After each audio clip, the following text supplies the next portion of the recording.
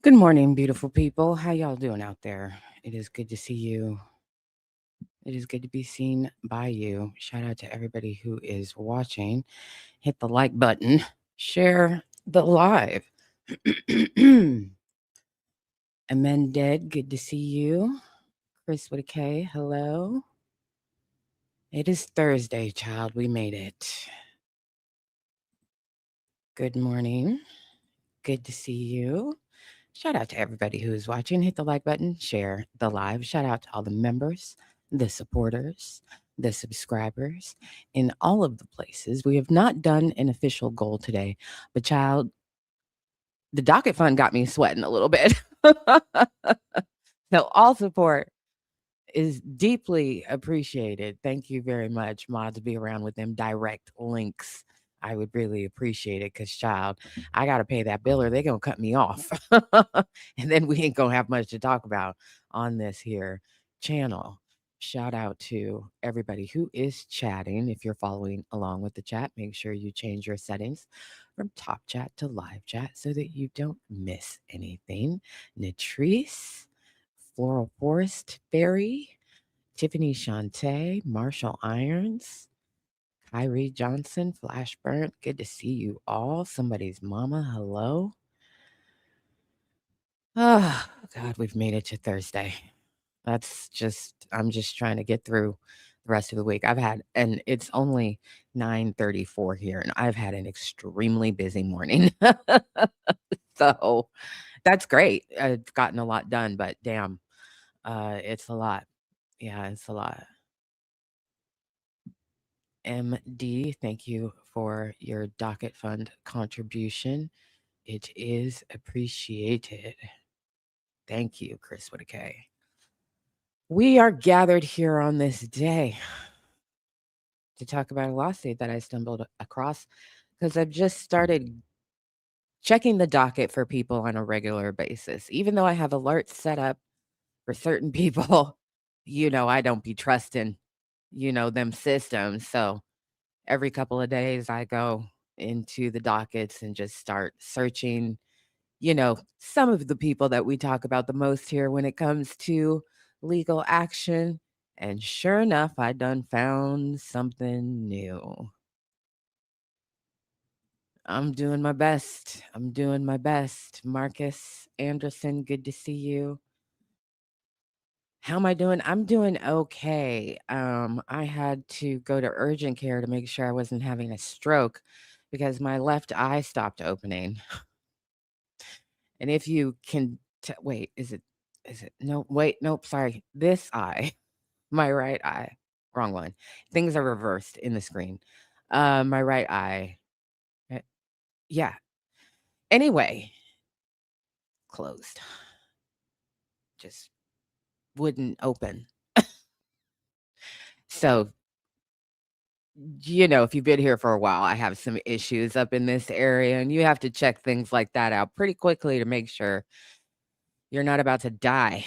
So, that's not what's about to happen. That would be unfortunate. Fairly dramatic for a Thursday morning. I don't want to, bring that to your doorstep. That's no fun. And now the eye is open again. So, that's great too. Things are a little bit blurry. Okay. So I just know that I'm doing my best here. We're going to read a document. Uh, and I want to thank the looters for helping me this morning because for several reasons, I was like, I'm having a difficult time visually identifying people for a thumbnail. Child, don't let me confuse my black men and put the wrong black men on a thumbnail. And so the looters helped me in the Discord to make sure I was looking at the correct people for this thumbnail. Oh, yep, it's not a stroke, it's not a brain bleed, it's the continuing mystery of whatever is going on with abscess brain. So,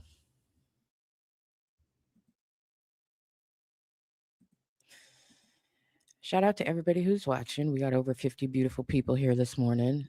Hit the like button so more people know that we are here and talking about it. I'm okay so far. Yes, it's going to be interesting because it's interesting on its face. As we all know, this song was released a very long time ago in the scheme of things. And it's going to be interesting because, things are a little blurry. But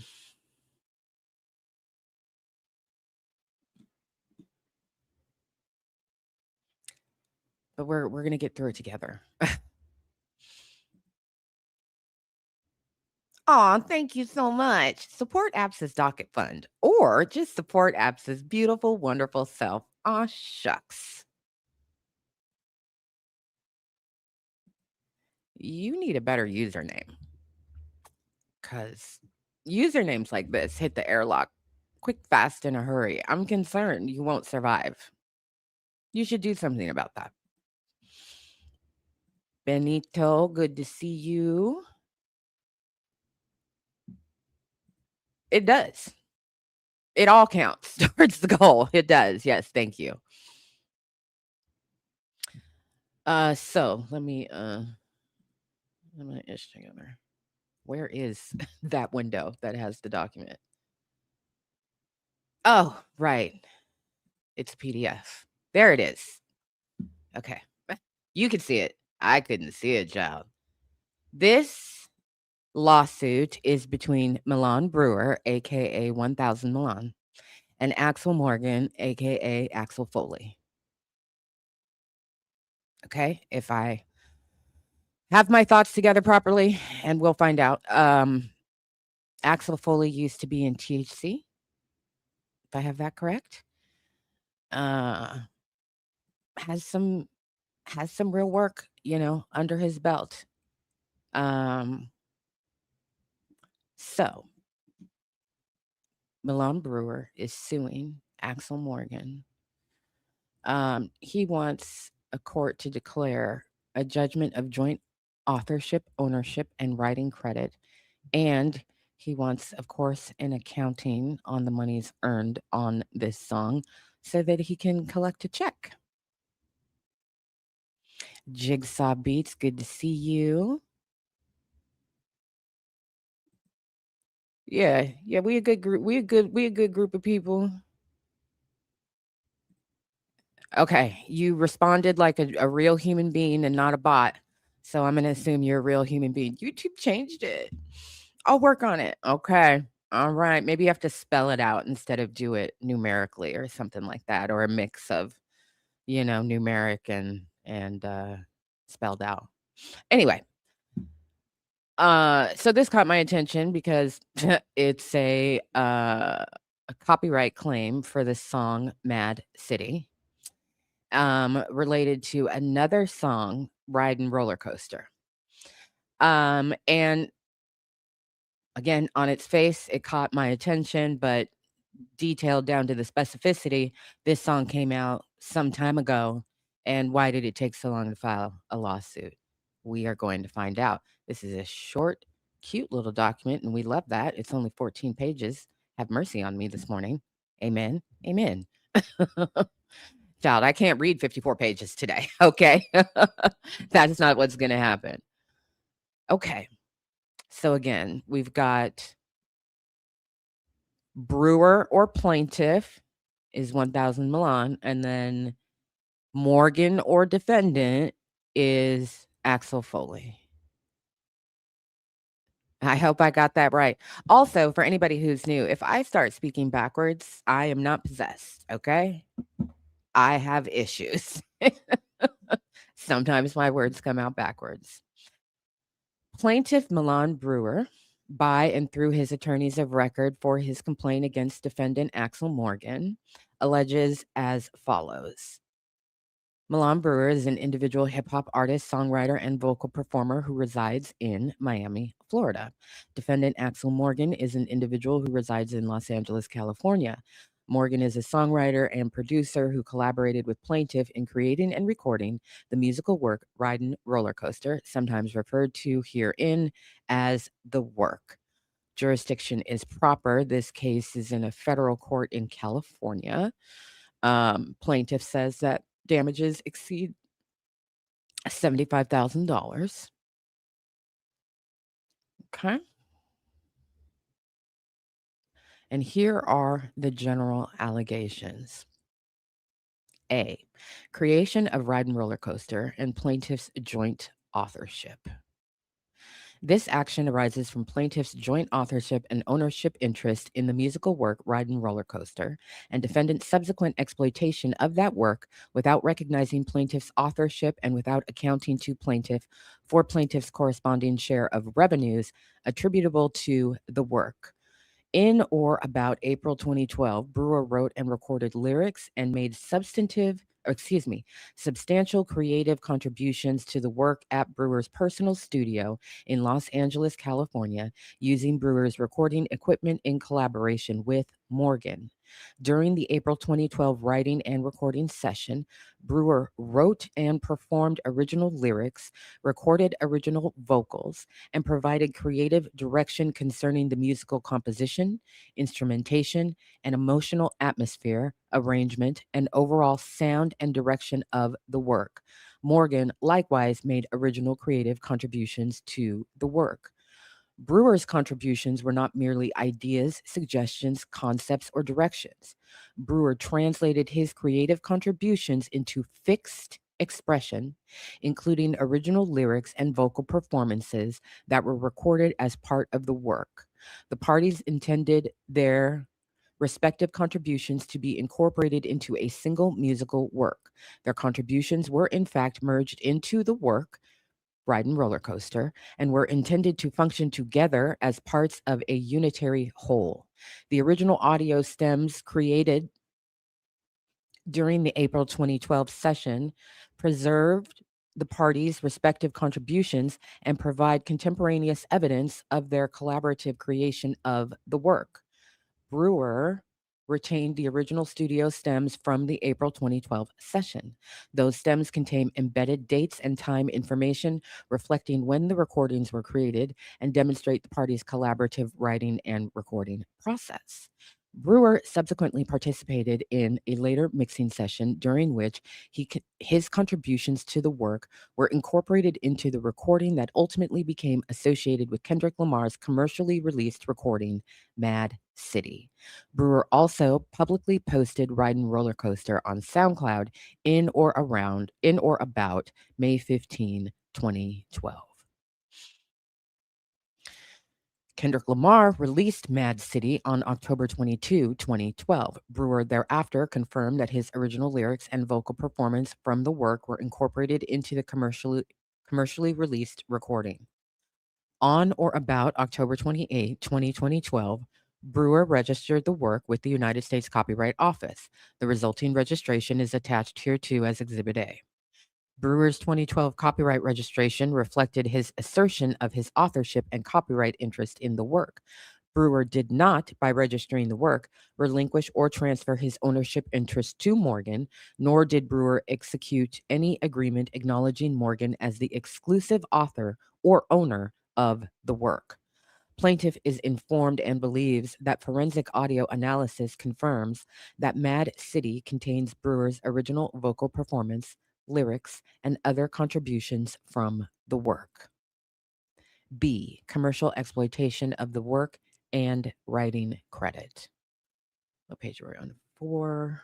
Okay.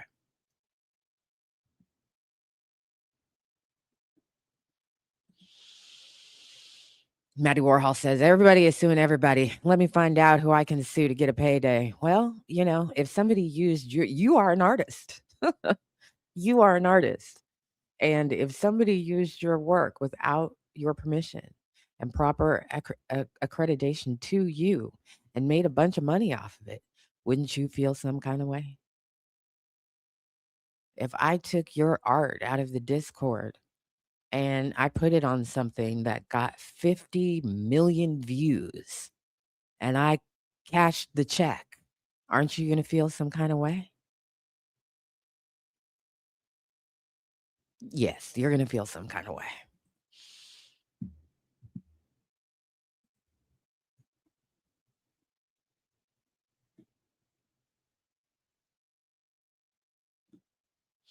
Plaintiff is informed and believes that Morgan and his business partner, Richie Riera, represented themselves to third parties as possessing rights in the work, and thereafter sold, licensed, transferred, or otherwise authorized the exploitation of rights in the work, including its incorporation into and exploitation through Mad City. Plaintiff is further informed and believes that Morgan and/or persons or entities acting on his behalf received or became entitled to receive revenues, royalties, advances, fees, publishing income, or other consideration attributable to the work and its exploitation. Morgan received a songwriting writing credit in connection with Mad City. Riera likewise received a songwriting writing credit in connection with Mad City. Plaintiff did not receive a corresponding writing credit in connection with Mad City, notwithstanding his authorship and substantial creative contributions to the work. Plaintiff seeks the same writing credit that Morgan received in connection with Mad City, reflecting plaintiff's status as a joint author of the work. Plaintiff is informed and believes that Morgan and Riera received writing credits and economic benefits associated with the exploitation of the work, while plaintiff did not receive corresponding writer or co-author credit or his share of the revenues attributable to the work. Plaintiff did not execute any agreement assigning, transferring, relinquishing, or otherwise surrendering his authorship or ownership interest in the work, and plaintiff's failure to receive writing credit did not result from any agreement by plaintiff's relinquishing his authorship, ownership, or other rights. Plaintiff has consistently maintained that he is an author and owner of the work and is entitled to receive the same writing credit afforded to Morgan in connection with Mad City. C. No earlier plain and express repudiation of plaintiff's ownership, interest, or right to compensation. So I'm guessing that this is how he's trying to get around the statute of limitations for bringing a cause of action for this work. Is what this means, that line C, no earlier plain and express repudiation of plaintiff's ownership, interest, or right to compensation. I'm assuming means that it took a long time to get the defendant to flatly deny that plaintiff is a co-author. And I believe you need a flat denial before you can proceed with a legal action. Nisi says, oh, I heard about this. And he may be owed something. He may be owed something.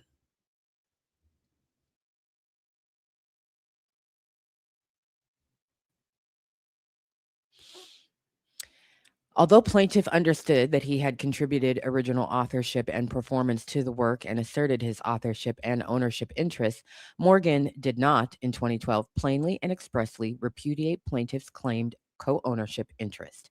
In particular, and although the commercially released recording did not identify Brewer as a co-writer, neither the absence of credit nor the subsequent commercial exploitation of the work was accompanied by an unequivocal communication from Morgan that Brewer had no ownership interest in the work.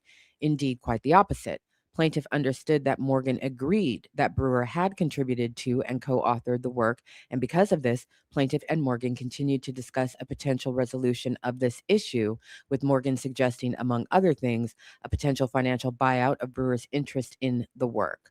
Morgan did not, at any time before the events described below, provide Brewer with a written or oral statement expressly informing Brewer that Morgan claimed to be the sole author or owner of the work, Ridin Rollercoaster, or that Brewer had no ownership interest in the work, or that Morgan would categorically refuse to recognize Brewer's claimed ownership interest. To this end, following the creation and release of the work, Brewer sought recognition of his authorship, the writing credit associated with his authorship, and appropriate compensation from Morgan, while all the while directing his efforts towards resolving the parties' dispute without litigation. Okay, we thought that Cameron was chasing J. Cole for a while. This is 2012. It is 2026. It sounds like the discussion has been going on for as long as the song has been created. The original work, Ridin Rollercoaster, that he alleges wound up as a part of Mad City. Cameron was trying to nail down Jay Fold for 2 years. 2012, 2026. You're gonna have to pay me my money. Ain't no way. Ain't no way. Ain't no way. Ain't no way. Because if you are getting the royalties that I'm supposed to get, I'm gonna assume you're spending it along the way. You ain't got my money. You ain't got my money. How many years later? 14 years later? Yeah, I did that right, didn't I, chat? Uh 14 years later, I'm supposed to think you got my money? You may have somebody's money, but you might not have that money. Oh, no. No. No. No, thank you so much. Thank you very much.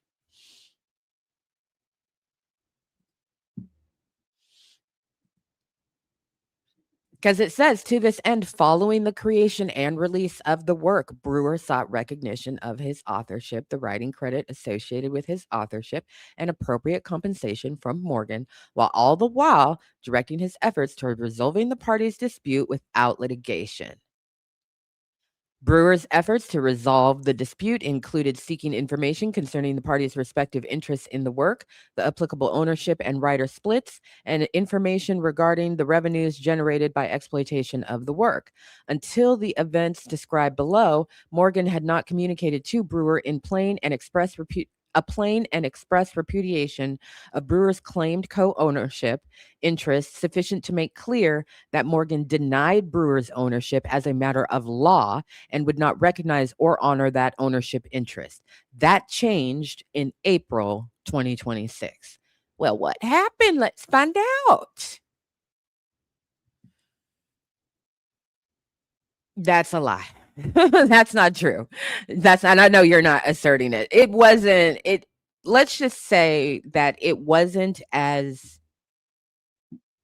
popularly covered as what happened with Drake v. UMG. What that did was, as I told you all along, before I was even on YouTube, your girl been pulling a docket or two for decades. When I see something out there and I'm not satisfied with how the media is, smashing it down to a 30-second, this case is happening, they say this, they say that, and blah. I will go and pull a docket myself and read it myself to inform myself, whether it is about, a Joe Schmo in the community who happened to make the news because of a case, a celebrity, a musical artist, something happening in politics, whatever it may be. I know, and you should know by now, I'm speaking to everybody, that the media, meaning corporate mainstream media, does not do a good job of informing you of the nuanced details of a case. They inform you that a case exists and they give you the most salacious bites of it. And that is not enough to suffice. That's enough for people to project their own shit onto it and try and pass it off as fact on the internet. And that's not an acceptable standard here. We need to know the nuanced fact. Then we will smear it with our own shit. Okay? But it'll be factual. Thank you, beautiful. I appreciate you.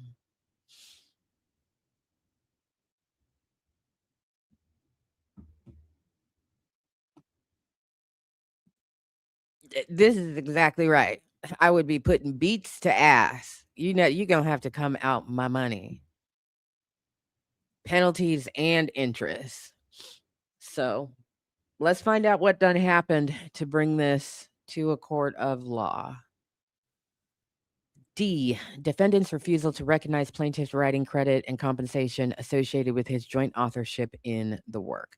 Beginning in or about October 2025, plaintiff retained counsel to assist in resolving the dispute concerning the work.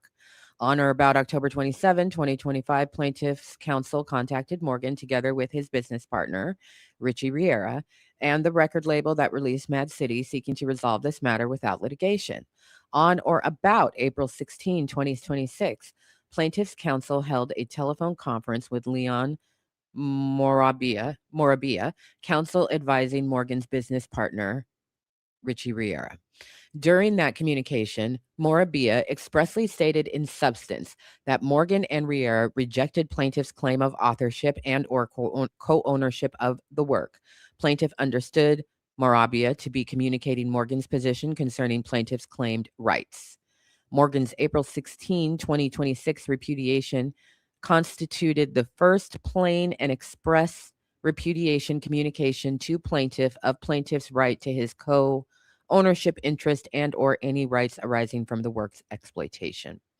Before April 16, 2026, Morgan had not plainly and expressly repudiated plaintiff's claimed ownership interest in or rights arising out of Morgan's exploitation of the work. Notwithstanding Morabia's rejection of plaintiff's contentions as set forth above, in an effort to potentially work towards a resolution of this matter, Morabia offered during that same April 16, 2026 telephone call to share with plaintiff's counsel the splits, meaning the percentage of the writing credit that Morgan and Riera had each received in connection with the incorporation of the work into Mad City. Despite that promise to provide these splits, and notwithstanding several follow-up emails from plaintiff's counsel to Morabia never in fact provided that information. Accordingly, in an email dated April 29, 2026, with a copy sent to Morgan, plaintiff's counsel again wrote to Morabia, Leon, following up again, you indicated you would provide me with the existing splits on Mad City. Can I still expect to receive that? Alternatively, are you authorized to accept service on behalf of Riera and or Morgan? Neither Morabia nor Morgan responded to that communication. As such, Morabia's April 16, 2026 repudiation constituted the first clear manifestation to plaintiff that Morgan would not recognize plaintiff's claimed co-ownership interest or voluntarily provide plaintiff the rights and benefits plaintiff claimed as a co-author, and his refusal to re-engage after that call indicated Morgan had no intention of backing away from this position. To that extent, defendant contends that plaintiff's ownership claim accrued before April 2026. Plaintiff denies that contention and alleges that no earlier act or omission constituted a plain and express repudiation of plaintiff's ownership interest.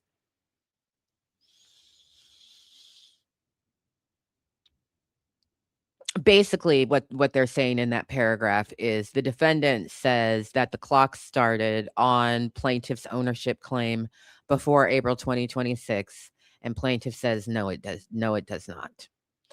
The prior absence of credit, commercial exploitation of the work within Mad City, and or the receipt of revenues by Morgan in connection with the foregoing, standing alone and absent an unequivocal communication expressly repudiating plaintiff's ownership in the work and or his rights that flowed from that interest, did not constitute the requisite plain and express repudiation required, particularly where Morgan continued to discuss the matter with plaintiff and proposed a potential financial buyout of plaintiff's interests. Plaintiff commenced this action within 3 years of Morgan's April 16, 2026 repudiation as described above. So the normal statute of limitations is 3 years, and they're saying we're within the 3 years.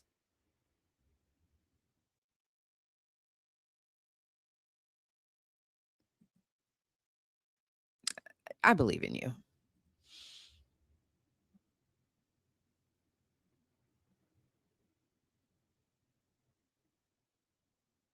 Purple Haze says, I understand that this is a dispute involving an album producer, but of course the negative story revolves around Kendrick. In my view, the smear campaign against Dot continues.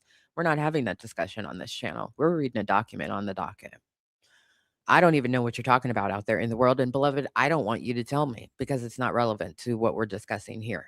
I'm guessing the petitioner waited after all the years to recoup more money with the settlement. Nope, that's wrong too. We just read his reason why. This is why we focus on what is in the document and not I'm guessing or such and such done said. We're not doing that. We're reading the document. He's put down as a matter of law why he did not sue sooner. Defendant's exploitation of Section E, defendant's exploitation of the work and failure to account. Plaintiff is informed and believes, and thereon alleges that Morgan represented himself and or permitted others to represent him and Riera as possessing complete ownership or control over the rights in the work, and based on those representations, Morgan has authorized or participated in the exploitation of those rights. To this end, plaintiff is informed and believes that Morgan sold, licensed, transferred, and or otherwise exploited rights in the work such that portions of the same were subsequently embodied in or incorporated into Mad City.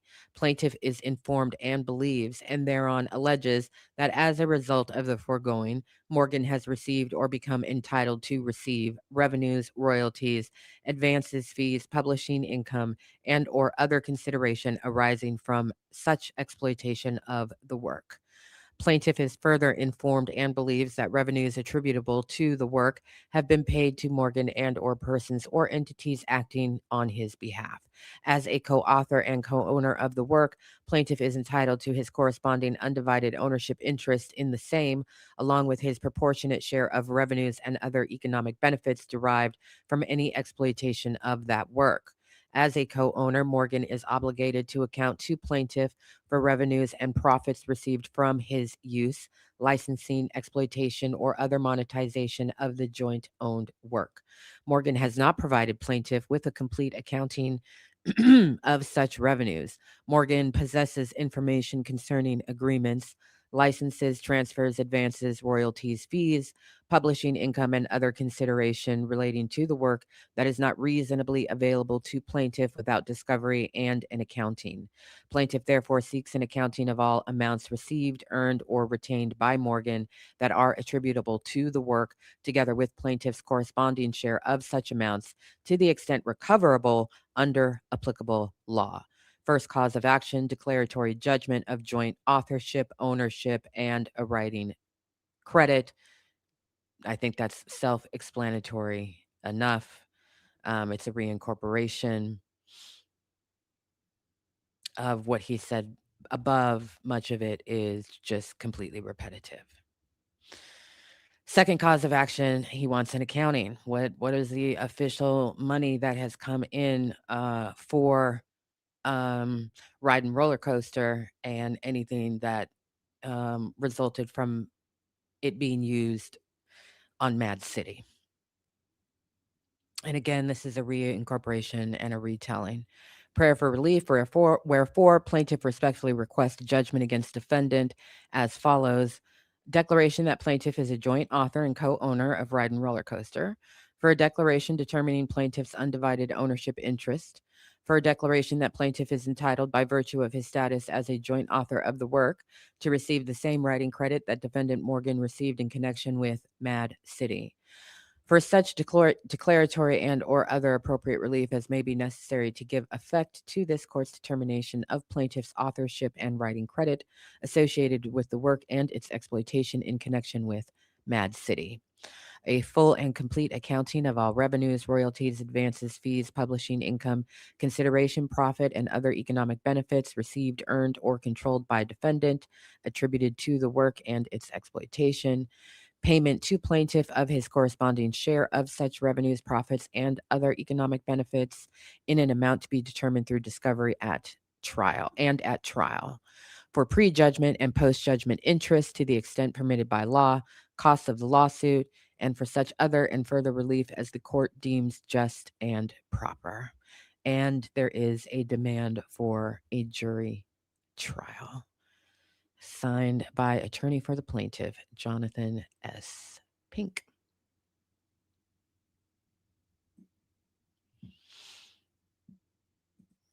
Thank you, beautiful. Appreciate it.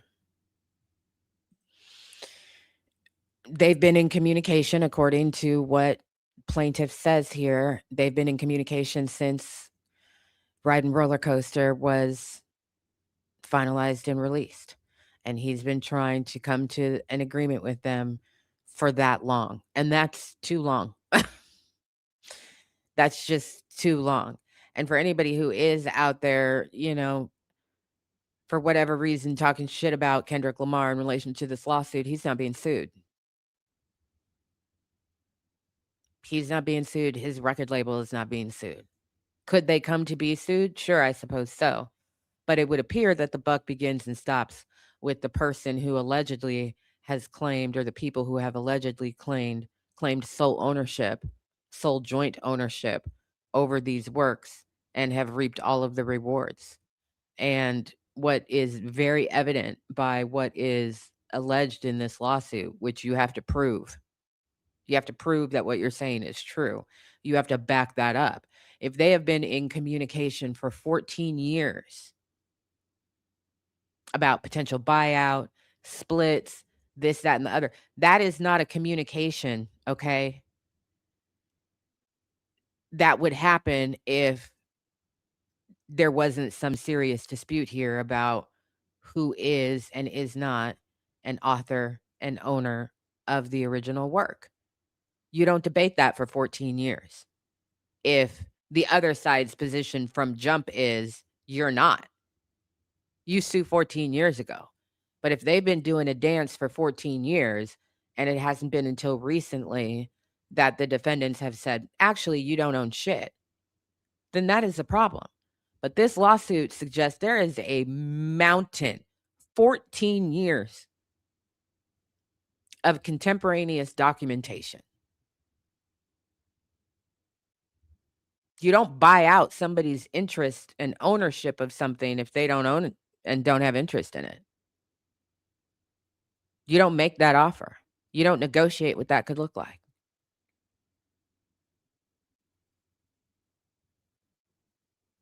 It's that simple.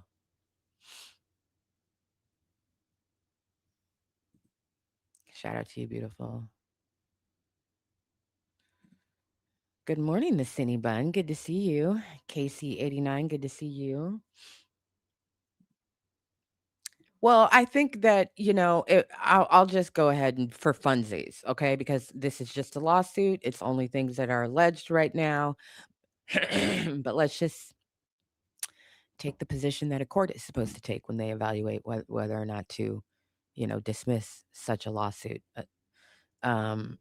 Which is if everything the plaintiff says is true, they didn't drop the ball. They played in his face for 14 years.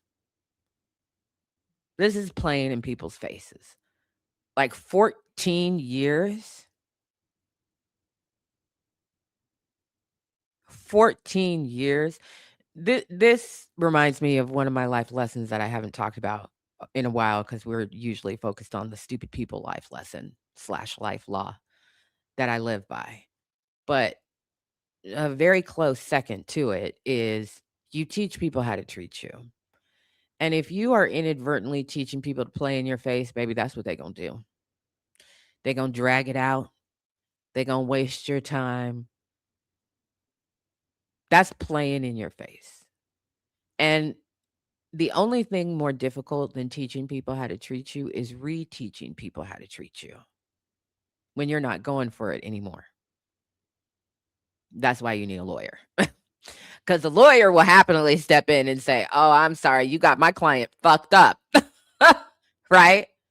You got my client fucked up.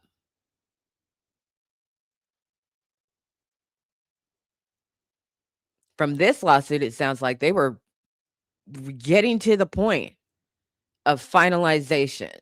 Plaintiff said, I need a lawyer. Yeah. This is a serious settlement that you all are allegedly working your way towards.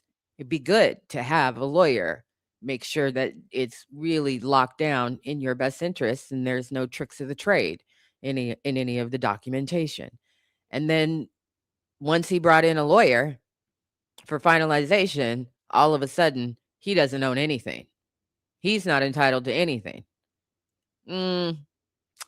According to this lawsuit, that's not what the contemporaneous documentation says. So it isn't even about similarity of sound, and that's usually what you hear in a lawsuit about ultimately a sample, right? Because a sample of this song was used in Mad City. And so usually it's what is heard and what are the notes and an analyzation of this point. This basically skips all of that. If they have the contemporaneous documentation that they say that they have or allude to having, this skips all of that. It's not in dispute. Ownership is in dispute. And so you have to establish in order to get the money that you're owed and then get future money directly paid to you, you have to establish authorship and ownership. And so it's not going to be the this sounds like this. It's going to be the based on the documentation. Defendants acknowledged that plaintiff was a co-author and a co-owner and deserved compensation. And then they played in his face for 14 years. And it wasn't until 14 years later that they came with a flat denial and said, "Nah, actually, never mind." So that will be very interesting to see uh what actually I don't think I'm trying to remember off the top of my head, but the top of my head ain't doing so good, babes. I don't think they attached a bunch of you know, stuffs uh to their pleading in terms of documentation, and they don't have to. Let's be clear that they don't have to. But if this survives a motion to dismiss, which will no doubt be the response, I suppose they could just file a response to the lawsuit, then, you're on that track. You can come up with a way to dismiss the case later. But typically, what we see is a complaint is filed and a motion to dismiss is the response. And then typically the complaint is amended. And then there's a second motion to dismiss the amended complaint. So let's just assume for funsies that this is going to go that route. If they survive a motion to dismiss, and even before then, based on, whether or not and to what degree discovery happens at the start of this case and what comes under dispute in discovery, we could start to see contemporaneous documentation come onto the docket if they have trouble in those areas. Um, but right now, that's their claim, that's their case, and they have to back it up. An attorney has to feel or is supposed to feel confident that they can win as a matter of law and as a matter of fact. Or they shouldn't take the case. You don't file a lawsuit in the hopes of getting a settlement. You file a lawsuit to win it at trial.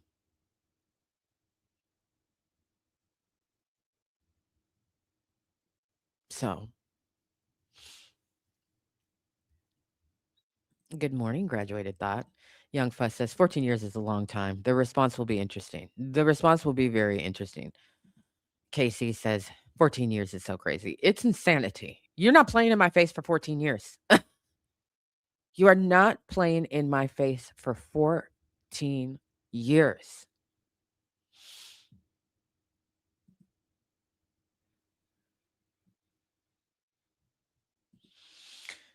Oh, baby, that's because they don't talk about they don't read the docket. They say this case done happen, this case done happen, and now he coming from a money grab, or this done happen, and Kendrick cheated him out of his royalties. Kendrick Lamar is not a party to this lawsuit.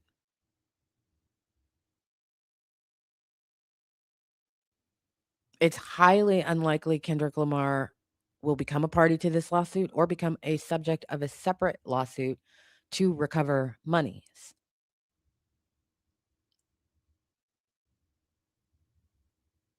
The monies have to be recovered from the people who have been collecting it this whole time, right? And then future monies, those payouts, once authorship and ownership are established, those splits and payouts basically run on a behind the scenes automated track. So This is a measured and proportional first step for somebody who has allegedly been trying to resolve this for 14 years without going to court.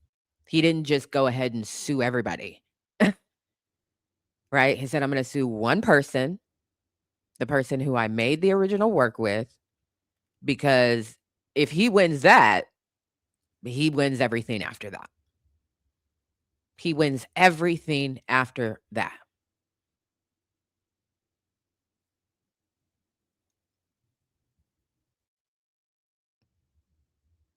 It's that simple.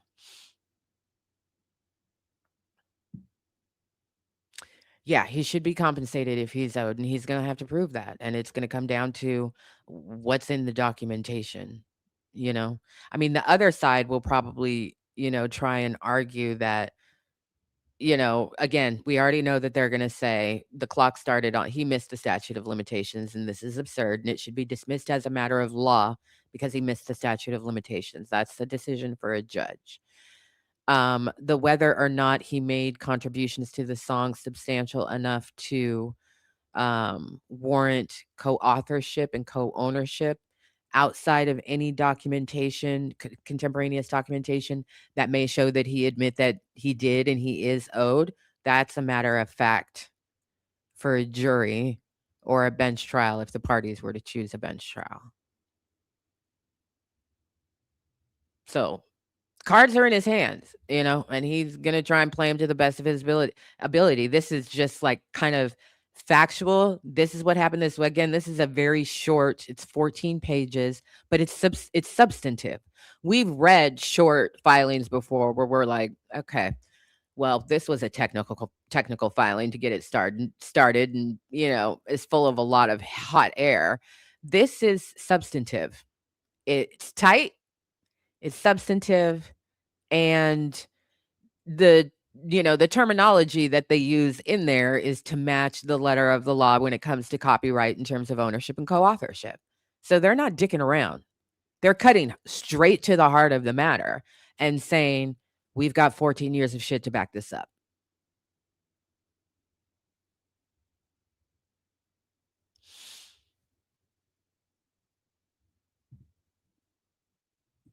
No, we don't do that here.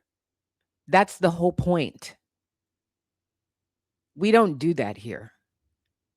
This assumed bend the knee to the bullshit out there on the internet, we don't do that here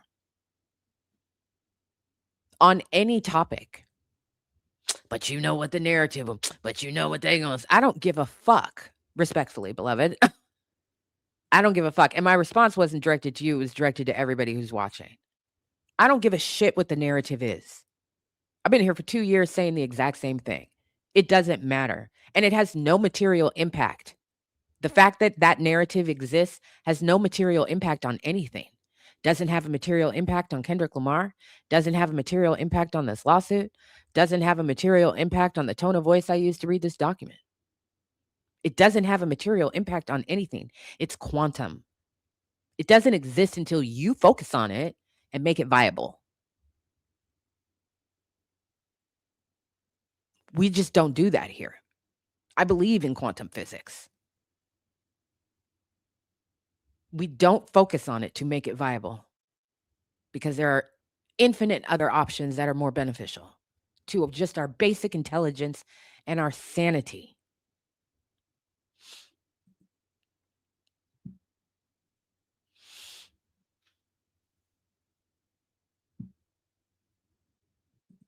707 Lala says 14 years is a long time. It sucks for folks that can't afford to have attorneys from the jump to get them what they are allegedly owed. So much time and energy wasted over power and greed. And we don't know that he could or could not get a lawyer. What he says in his complaint was he took every avenue possible to avoid having to go through litigation.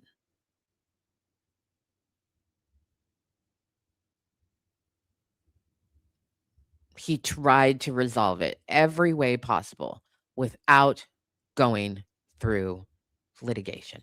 And this could still wind up in a formal mediation. Um, there are it might be baked in as a matter of fact into the federal process where the judge is going to send you to mediation. Just off the off chance that you all can settle this, right? And avoid taking up the court's time with your disagreement. So that may very well be baked in. And we've seen that on dockets before. People walk into mediation, they walk out, and the mediator reports to the court, yeah, nah. Nope, nope, nope, nope, no, no progress made in mediation, Your Honor. And the trial calendar continues, right? It's just kind of baked in as a matter of process. But sometimes it is that off ramp for people who then realize, like, oh, they weren't playing. They really did sue us. And now we have this off ramp, mediation. Let's give it a go and see if it works. Mind you, nothing is preventing them from just reaching out to plaintiff's attorney and saying, let's see if we can settle this lawsuit that you have just filed, so that defendants don't have to spend a bunch of cash money on lawyers and experts and all of this stuff to, fight this lawsuit.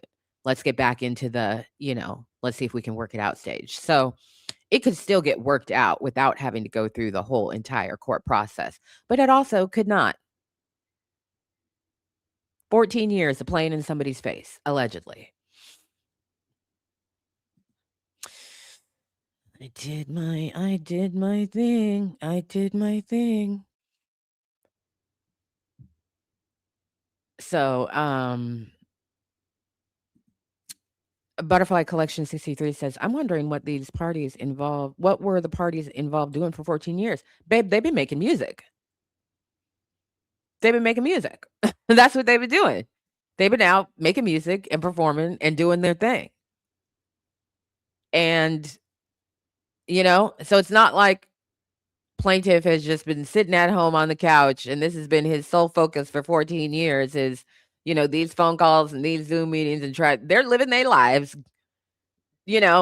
growing by a whole decade plus, making music, performing, traveling, doing their thing. But all the while, this dispute allegedly has been happening in the background. And,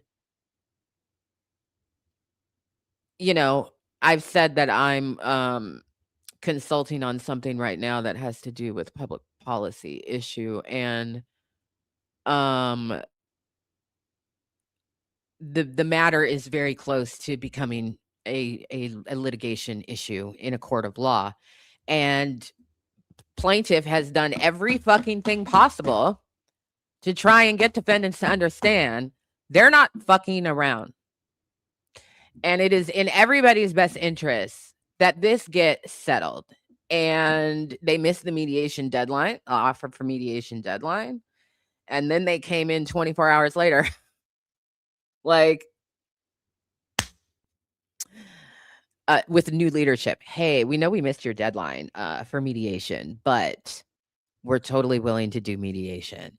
And there were some people at the table who were like, fuck that, they missed the deadline, this, that, and the other. I'm sitting there looking at people, have you lost your goddamn minds?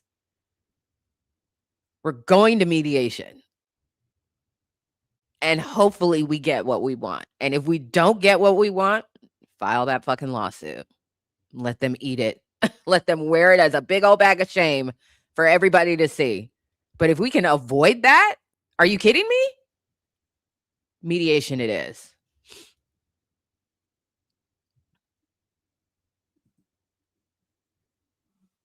Yeah. So if he has the documentation that he says he has, which basically admits that he's a co-owner and a co-author, offers him money, offers him a buyout, is consistently on this how do we work this out conversation that has been affirmed in writing by the defendants, then their only hope to get this case dismissed is to convince a judge that he can't sue because of the statute of limitations.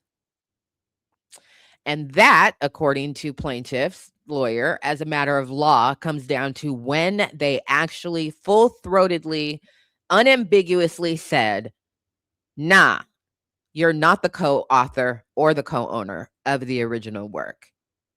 According to plaintiff's lawyers, that's when the clock starts. And that was just a couple months ago, dog. That just happened, okay? So That's the work that they have cut out for them first is survive those challenges. Or defendants have their lawyer pick up the phone and say, let's settle this. The number is going to be high. You got a steady, see, there we go. You have to settle a copyright claim on anything having to do with a Kendrick Lamar album. That's going to cost you a lot of money. I don't know if you know this, but those albums tend to do really well.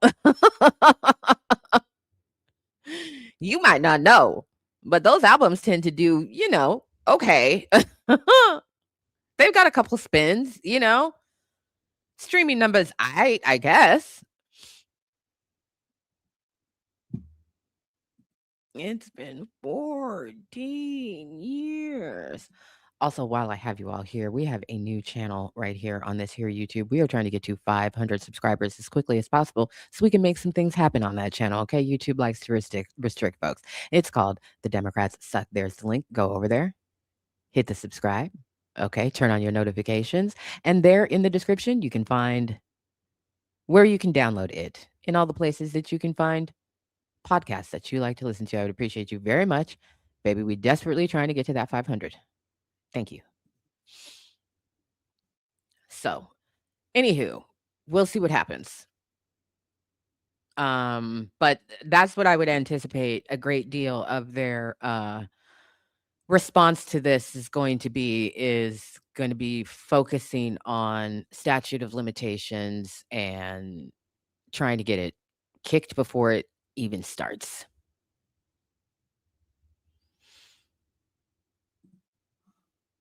We do. I was about to say we got 2 new videos over there, but nope, you just reminded me that I think I forgot to upload one. Um, I'm not sure now. Again, I'm a little foggy about the last 24 hours. I think there's 2 new episodes up. One last night, one this morning. Anyway, wherever you get your podcasts, there are definitely 2 new episodes today frying the shit out of the Democrats because they deserve it every day. Nothing but pressure.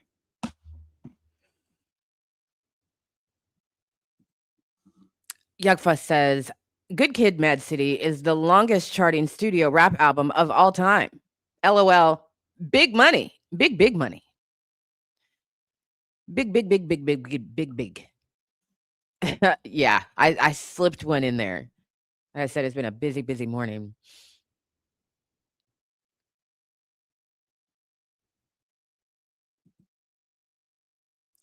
Been saving your hypes. Hurry up, people. Hurry up and go over there and sub.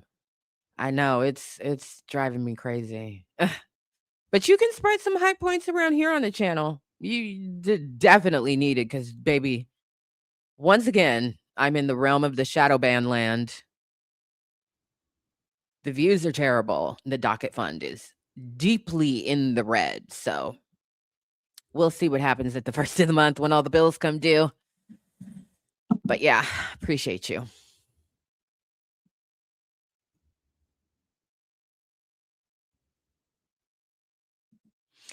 So that's that on that, y'all. That is that on that. Thank you very much. I appreciate you very much.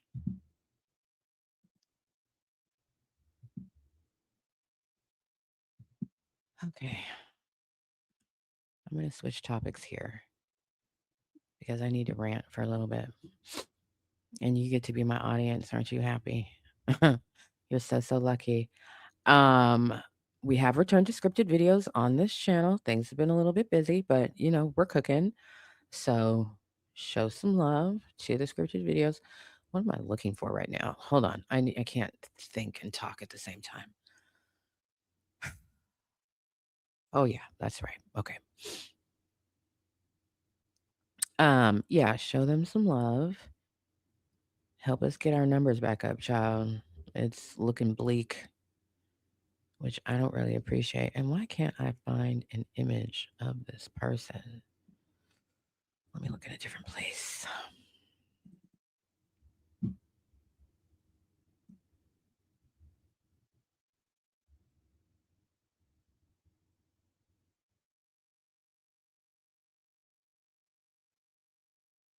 What the hell,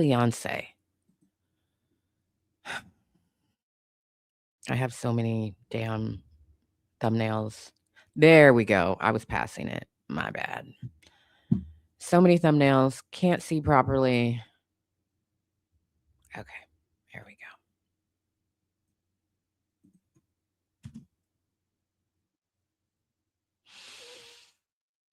I might offend some people with what I'm about to say, and I'm sorry if you're one of those people, but this case right here is my new litmus test for whether or not people have a reasonable judgment or not. McKenna West, the surrogate who fled to Texas to have a baby she had contractually agreed to abort, tried to name the baby and is trying to get herself declared the baby's mother. Um, I just want to be clear for anybody who is confused. This woman has no biological relation to this child. Okay, she was a gestational surrogate, which means not her egg. Obviously, not her sperm, not her baby. For people who think that because she didn't have an abortion and the biological parents wanted an abortion, for people to suddenly think that that entitles her to keep somebody else's baby, you've lost your motherfucking mind. Period. And this especially goes out to the people who have the motherfucking gall to say that anybody who wanted or considered having an abortion could not then adequately love or raise the child that they ultimately chose to have. You people have also lost your goddamn minds. I wanted to have an abortion with my third child. I did not want to have him. Was completely dead set against it. My ability to get an abortion was interfered with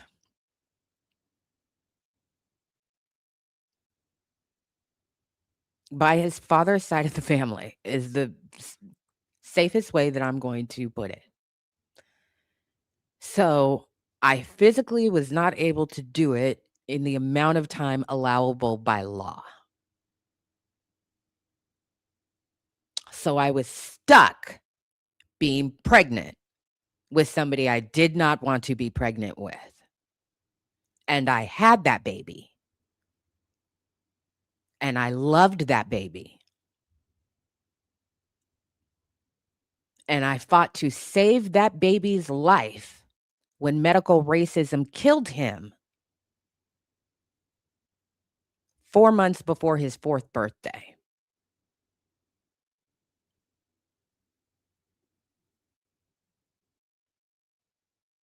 And after that,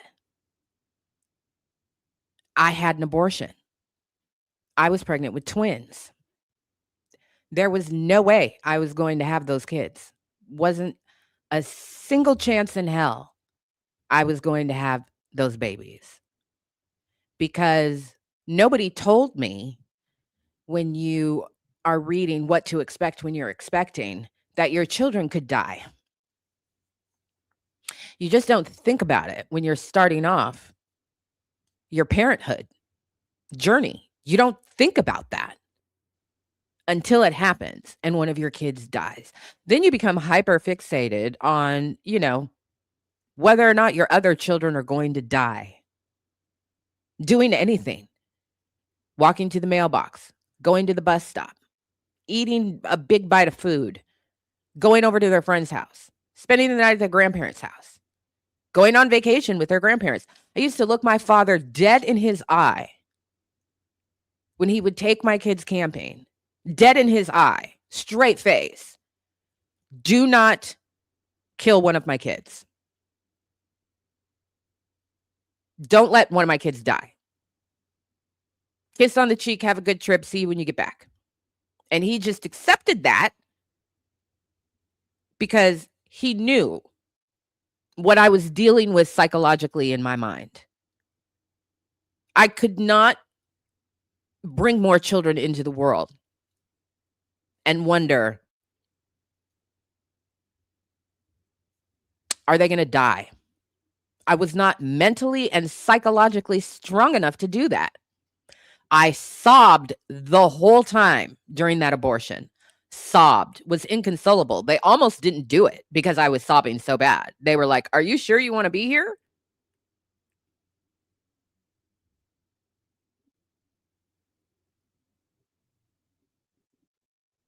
This woman is not entitled to keep somebody else's baby. And there are people who want to award her moral superiority in this situation. She does not have moral superiority in this situation. She has breach of contract in this situation. That's what she has.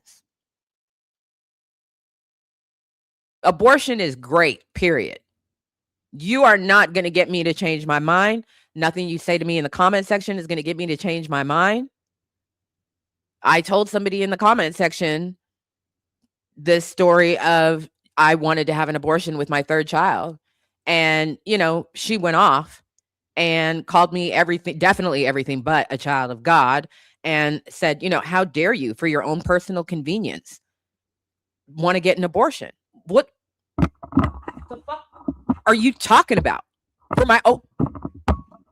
Yes, for my own personal convenience, I wanted to get an abortion. For my own personal convenience. For resource sharing in a limited low-income household with 2 other children. Yes, I wanted to get an abortion. I didn't want to have any more kids after 2. If she hadn't said a bunch of racist shit, her comment would still be on the channel. Because I don't give a shit if you agree with me or you don't agree with me, and your judgment of me and my decisions doesn't mean a fucking thing. But for you to think that because this woman did not have an abortion, that she is now entitled to keep somebody else's child, and that child's biological parents are incapable of loving that child or providing for that child, that's absolute horseshit. And your judgment is totally fucked up. And I've seen every excuse in the book. Well, they wouldn't commit to life-saving. They don't have to. They don't have to commit shit to her. Not a fucking thing. They don't have to commit shit to her in writing. Nothing. They had already agreed for the baby to be born in a place that would have the medical facilities to care for the child. So their intent was already spelled out. They don't have to put shit in writing to her satisfaction. That's not what they paid her $60,000 for. That's it.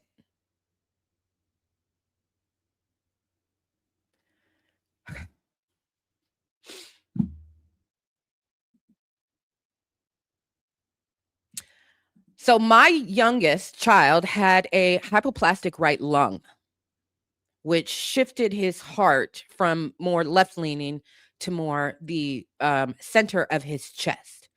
This can also be a catastrophic condition because it will fuck up your airway. It can change the direction of your esophagus.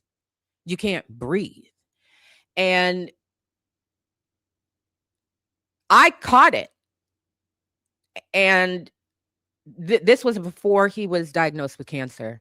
But boy, the writing was on the wall because it was the exact same medical institution, which is a world-renowned, children's hospital, exact same emergency room, so on and so forth.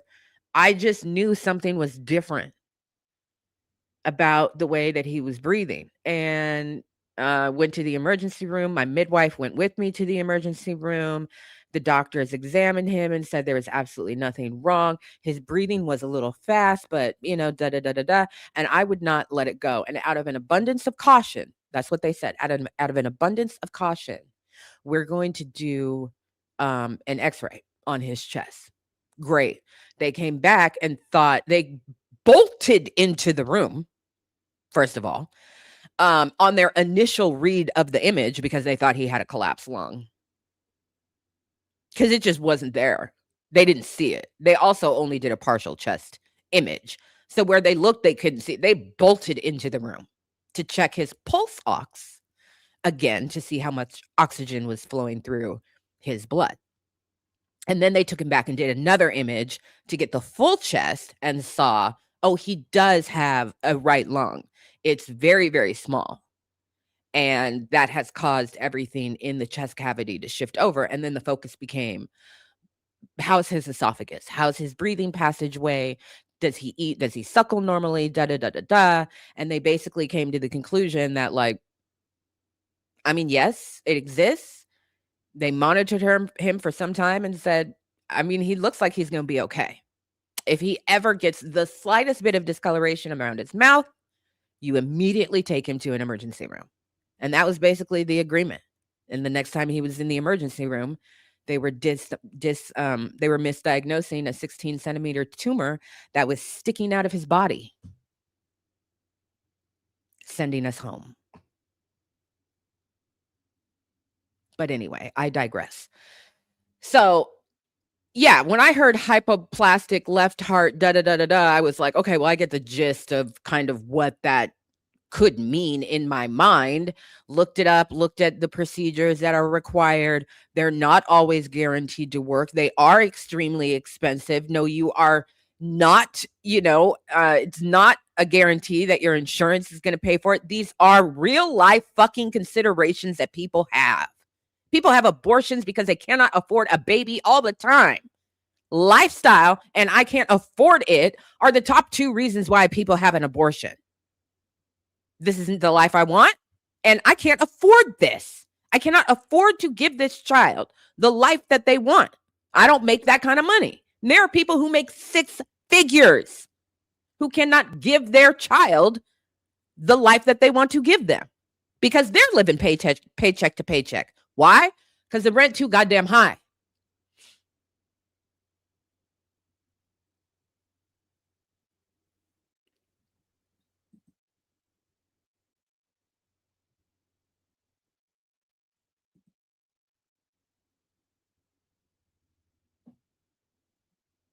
There are quite a few people out there who think that she is unwell.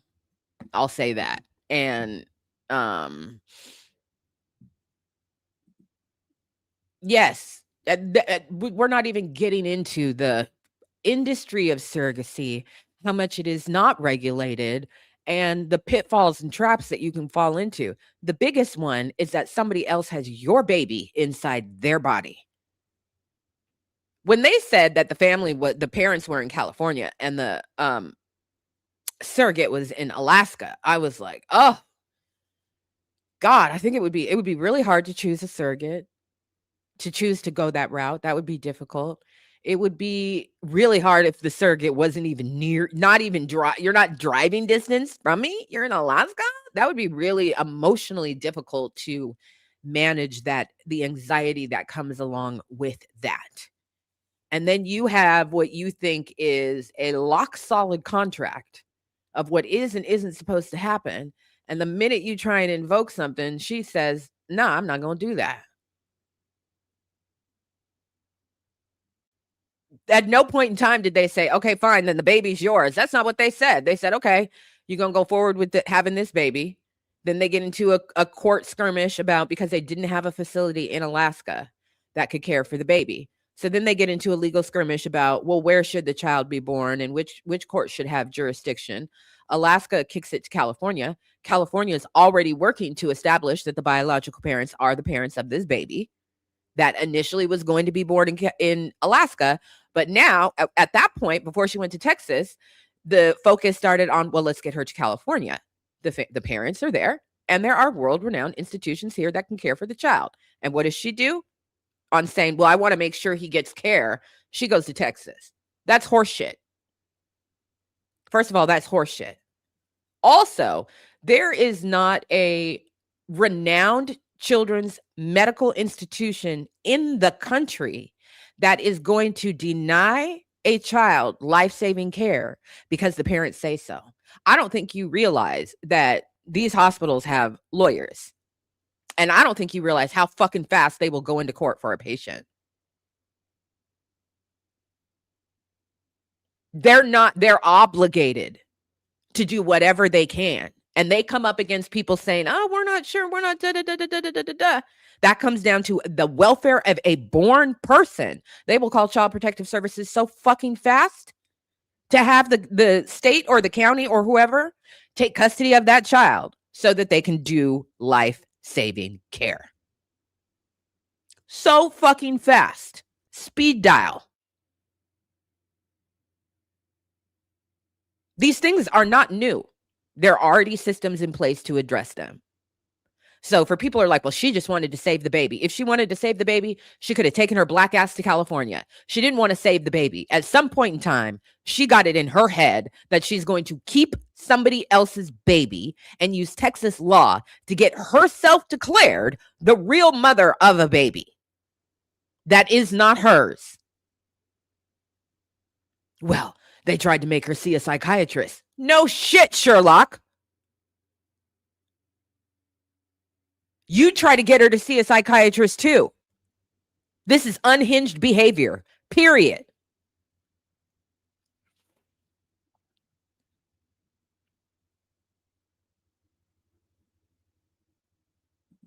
We love it when that happens.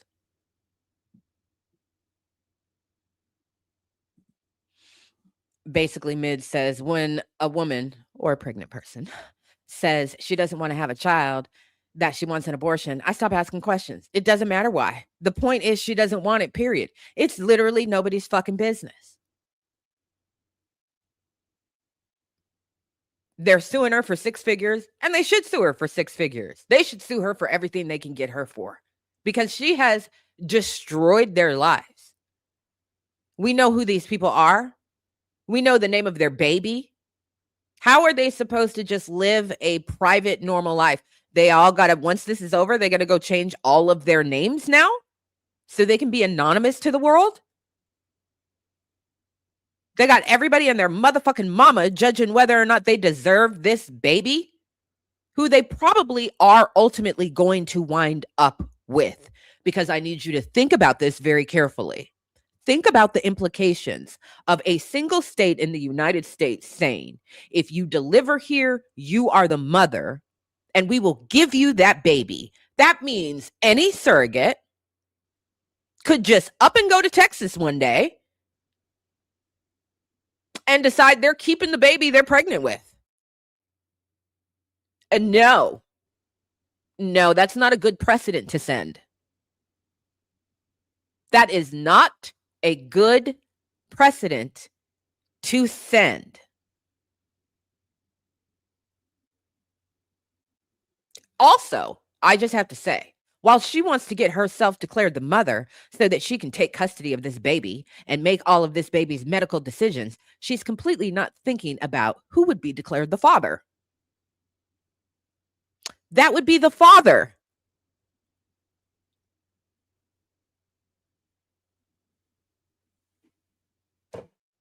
She's not even thinking about the fact of all the legal rights. Let's say she gets declared the mother. And everybody, all the courts, all the way up to the Supreme Court stand on that. Nope, she's the mom. She gets to keep the baby. Guess who the daddy is? The daddy. She's not even fucking thinking about him or the rights he will be able to invoke in court to get his baby. She's in fantasy fucking land.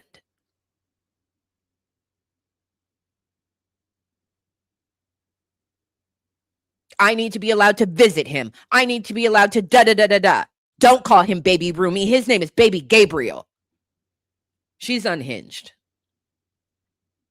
She is unhinged. That is not her baby. Period. These people are political pawns, and they did not ask for that shit.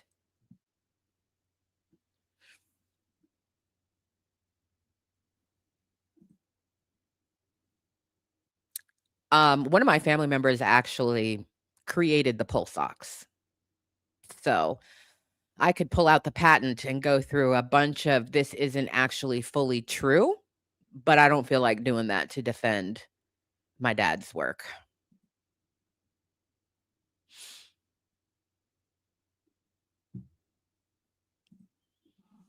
Yeah, she's factually not even the biological mother of the child. It was not her egg. That's why people keep saying she was a gestational surrogate, okay? What is considered a traditional surrogate is a woman allows a couple to use her egg and the man's sperm or any whoever's sperm to impregnate her. She carries the baby, she hands it off to the couple. In this case, okay, it's the biological parent's egg and sperm and the embryo that was put into her after the fact. This is a petri dish baby nestled into her womb. Okay. You are supposed to be the host of somebody else's baby.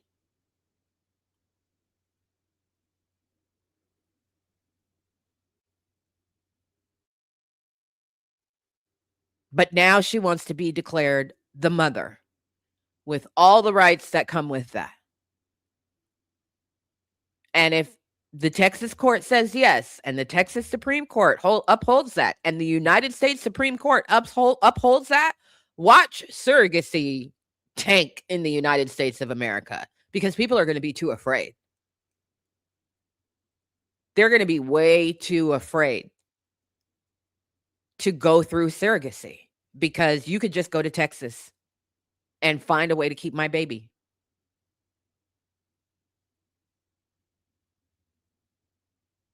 Fucking Texas. Who is surprised? Nobody.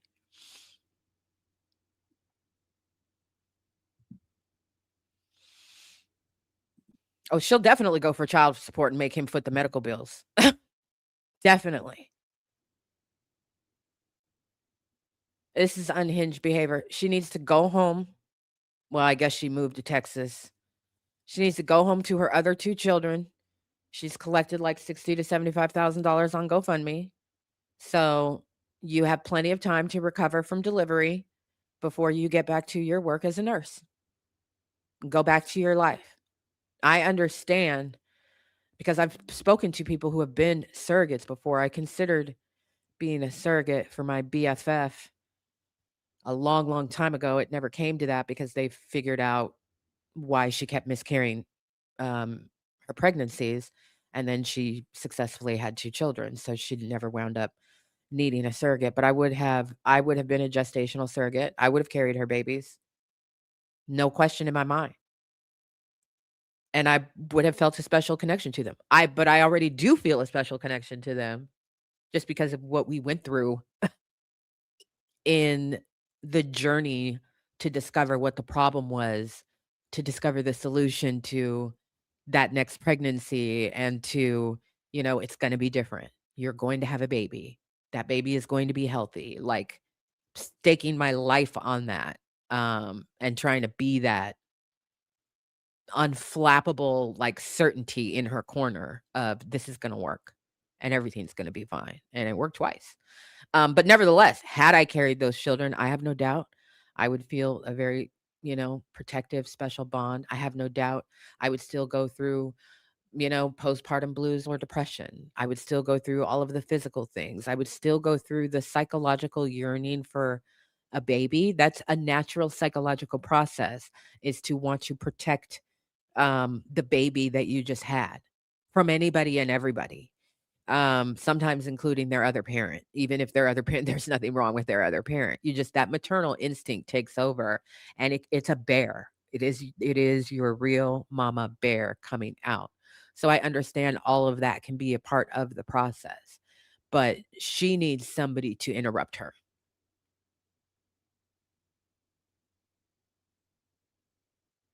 She needs somebody to interrupt her because she's not thinking about the overall long-term consequences. She doesn't give a fuck. And that's a problem. It's not your baby. You are not entitled to void the contract and keep somebody else's baby that you have no biological relation to. The end. If the biological parents are successful, they're going to wind up having to get a restraining order against this woman to make her shut the fuck up. They'll have to get a protective order against her so that she isn't, divulging information about their minor child on the internet to anybody who will listen. That's inappropriate. Inappropriate.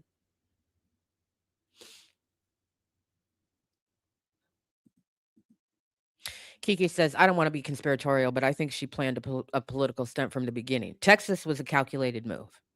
There's you don't not know what you get by invoking the existence of Texas and its laws. Its attorney general, this chuckle fuck over here who likes to steal people's pens, have affairs and do all kinds of other shit. But anyway, I digress. She knew exactly what she was getting with Texas. It was a calculated move. And it's at that calculated move that I cease to afford you, any reasonable aspect of good faith. You could have had that baby in California. You could have had that baby in Seattle. You could have had that baby in about 10, 15 other places around the country. You went to Texas. You went to Texas, according to your lawyer, to manipulate Texas law. You went to Texas to manipulate Texas politics because you knew Texans would jump the fuck up as soon as possible to take advantage of this situation so that they could be perceived as the bastion of protection of the unborn child. Texas doesn't give a fuck about unborn kids because they don't give a fuck about kids that are born. It's all a political stunt. So I think she's the fucking worst person of the week. I'm trying to temper my frustration. She's the fucking worst. This shit is calculated. It's underhanded. And I would be fucking enraged.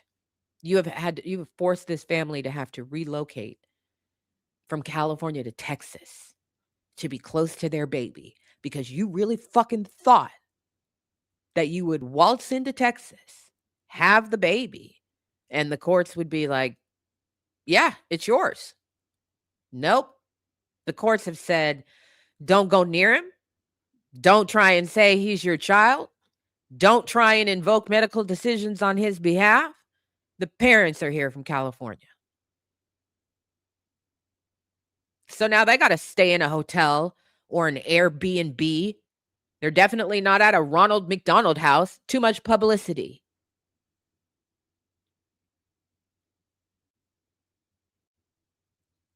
I'm totally fucking disgusted with this woman. But I am, again, back to my point, totally fucking disgusted with people who literally somebody said to me, they didn't want the baby. So she saved the baby. She should get to keep it. Fair is fair. How the fuck is that fair? They were like, well, the biological parents don't have to deal with it. She can just keep it. Fair is fair. Fair is fair. Fair is fair.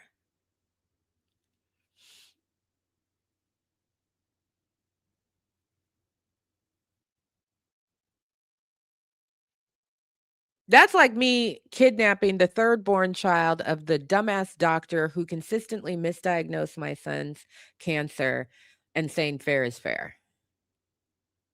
She killed my third-born, so I should get her third-born. Fair is fair. Like, that makes no fucking sense. That's not fair is fair. And then I've gotten a bunch of comments, again, back to my other point of, can parents who didn't want a baby actually be trusted to love that baby? Yes, they can. You don't know the considerations that people go through when they are deciding to have a baby. It's none of your fucking business because family planning is supposed to be private and protected by privacy laws. It's none of your fucking business the considerations that people go through before they ultimately decide or are placed in the position to have a child. If I had decided I seriously do not want this child, I would have given him up for adoption. And I know exactly who he would have gone to because I'm adopted. And I'm a result of a closed adoption, and that was not a good idea. So, I know exactly who would say they would take my child. I know exactly who I would agree to relinquish my parental rights to. Outside of that kind of arrangement, we still have a fucking problem. I have to decide. I have to go through the process, and it took an entire pregnancy of going through the process to figure out, how am I going to make this work? How am I going to be able to do this? And then 2 weeks after that baby was born, that whole plan totally fucking fell apart. It didn't matter. I wasn't sitting there looking at him thinking, "I should have aborted you."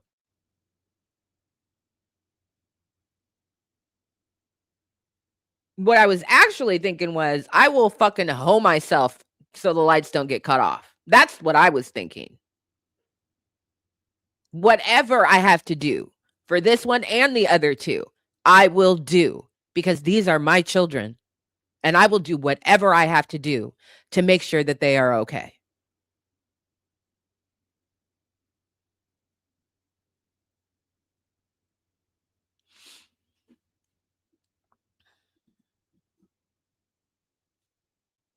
A lot of well-loved children throughout history were accidental babies. Only one of my children was planned. Only one was planned. You can probably guess which one it was. Only one of them was planned. Only one of them were we like, "Let's make a baby." No, no. The first one was not planned, and I was told that I needed to get an abortion or, immediately give her up for adoption, and I was like, "I'm not doing either one of those." The second one, fully planned, excitedly planned, eagerly planned, and the third one was abso-fucking-lutely not. There's no fucking way. And then he was born. Came out looking exactly, it was the first child. People, again, I'm adopted, so if you look at a family portrait of me and my siblings and my parents, and you know that not all black people look alike, you know that we're not related, right? People look at my children and they can see me in my children, and I can appreciate that. We all have one expression that we all do, and I can clock it across all of my kids, and I'm like, "Oh my god, they got that from me." It's so crazy. But my 3rd child was the first child who looked like me. And there were times where I would just weep over it. I only have pictures of myself from so early in life because I was adopted at 3. But there's a picture of me that I have where I'm laughing, I've got my mouth open and my head is tossed back, some kind of way. And then I took a picture of my son in that exact same position. And I remember this is back in the day where you had to go take film to a place to get it developed and then they give you physical pictures. Yeah. So I remember getting that developed and flipping through and seeing that picture and getting chills and remembering the picture of me from about age, you know, close to the same age, and I looked for that photo of myself forever, found it, lined them up next to each other, and had chills and just sobbed, and then scanned them into the printer, into the printer scanner together so that I would have literally a digital photo of us side by side, because that was the first time I had a family member that literally did look like me. And that was the child that I was hell bent on having an abortion, but I was interfered with. So, yeah.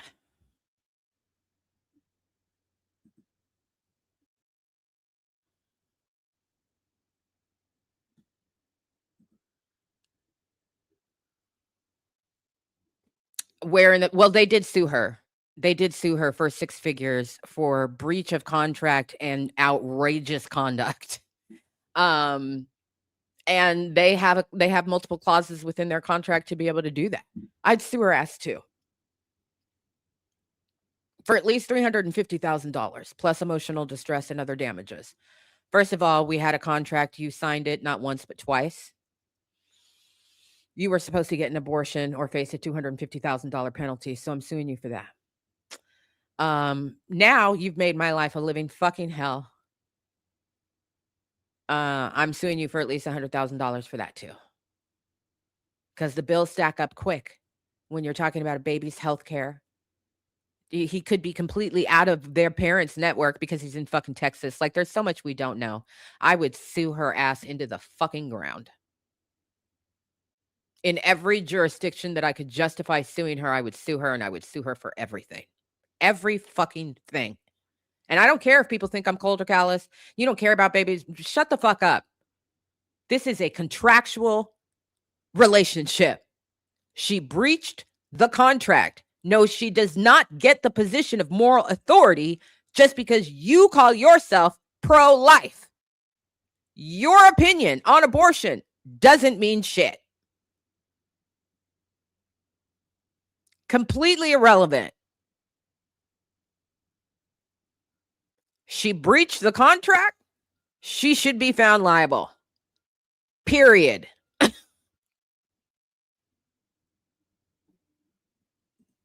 They've never said they don't want the baby. Very good, Zerial. Very good, Zerial _999 says, did the parents even say they didn't want the baby? I've only heard what the surrogate says. That's right. That's right. Because one party in this situation is constantly trying to get her name in the media and her position on baby Gabriel. The other party is asking for privacy during this time as they care for and work with doctors in the best interest of baby Rumi. So they're not on TMZ. They're not leaking documents here, there, and everywhere. You put the contract on the internet, I'm going to sue you. I'm going to sue you for that. Suing you for every breach.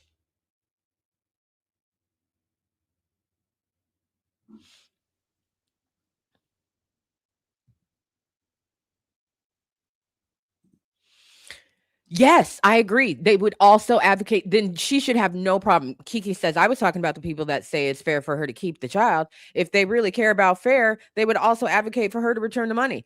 Pay back the $60,000, and also you owe $250,000 because you chose not to abort the child.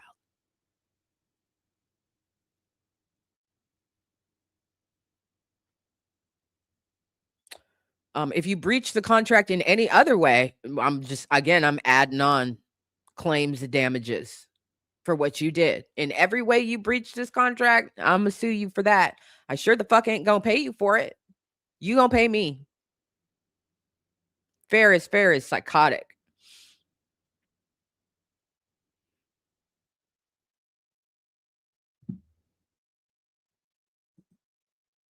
I already did a video about this.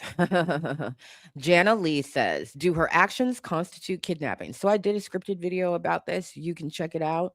No, her actions don't constitute kidnapping because you can only kidnap a person. Unborn people are not recognized as persons legally. So no, it's not legally kidnapping, but spirit, morally, is it kidnapping? I would argue yes. Morally, it is kidnapping, and it's premeditated kidnapping. Again, Texas was a choice. It was never a part of the discussion. It wasn't where, the family was. It was her on her own decision that the most advantageous place for her, she says the baby, but that's bullshit. The most advantageous place for her, she thought legally, was going to be Texas.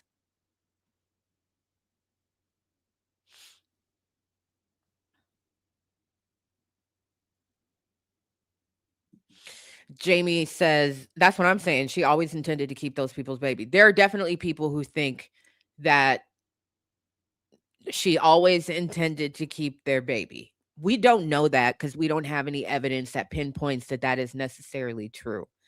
But I do feel very confident saying, in my opinion, at the point they said they wanted her to abort the baby, she got it in her little mind. Number one, that she needed to put on her cape. Okay? She needed to put on her cape and protect and save this child. And that was not her job. Her job was to comport with the agreement in the contract. And she did not do that. So she got it in her mind that she was morally superior. She was going to be the one to save the baby. And if it's that binary, right? Saviors versus killers, and that's what the internet is doing right now. She's the savior, they're the killers. Then the psychological story that you tell yourself, on top of the psychological bullshit your brain is feeding you because you are chemically imbalanced because you just had a baby. You just had a baby. You're not thinking straight. Straight up. Your hormones are telling you to protect a baby. That's natural when you have a baby.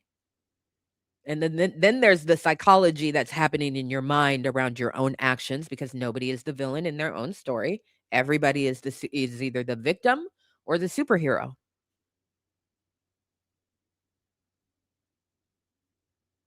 And she's painted herself to be a little bit of both. She's the victim. Oh, these cruel people wanted her to do this, that, and the other.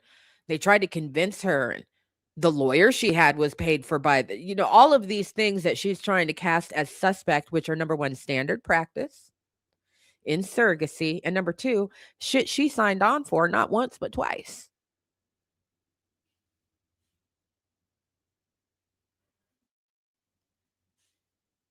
Well, yeah, she signed the contract, but that's where you lose me right there. That's where you lose me right there. She didn't blindly sign it. She negotiated terms within it. She materially impacted what was in the contract. She understood it. There was no rush for this, that, and the other. She chose to be a surrogate, to work for a surrogacy agency. And she was chosen by a couple. That's it. So for people who come at me with well, she signed it, but nope. There is literally nothing you can say after but that matters. You're about to get into some moralistic shit, and that doesn't matter.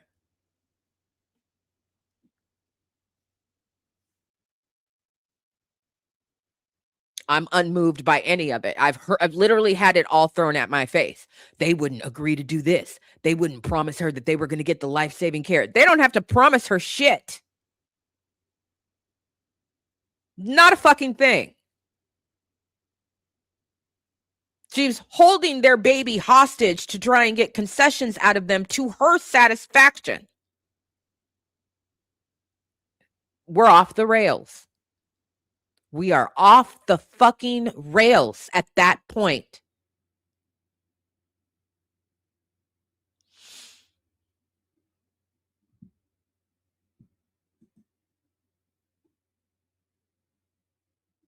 Oh, she definitely violated confidentiality clause.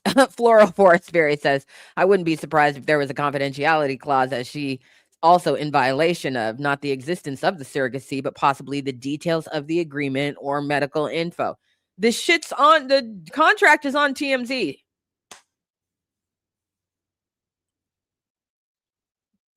We only know these people's names because of her.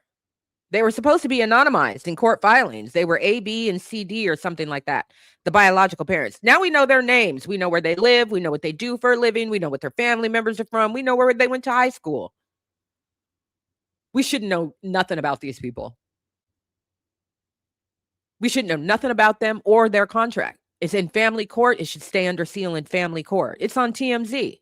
Now, Do I know for a fact that TMZ got it from her? No, but TMZ does seem to be getting all of its exclusive information from her or her lawyers. So it's reasonable to assume they got it from her side. That shit is not supposed to be on the internet. She thinks because she has moral superiority in this situation that anything that she does is justified behavior. Nope. Nope. Nope, nope, nope, nope, nope. That is not true.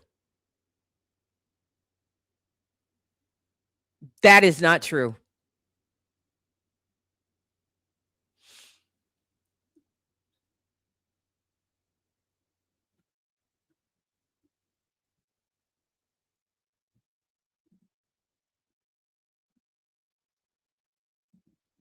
Right.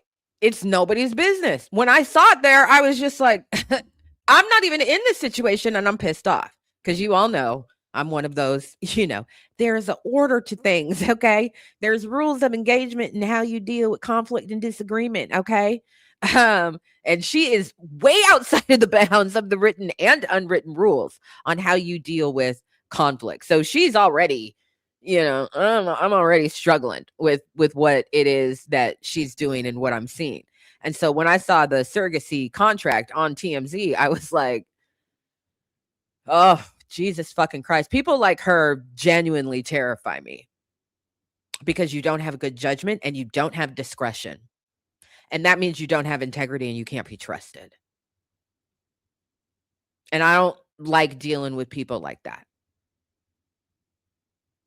Your word is not your bond and neither is your fucking signature. No. That's your legacy forever. And I don't want no parts. Naomi, thank you for your contribution to the docket fund. Dockets are moving.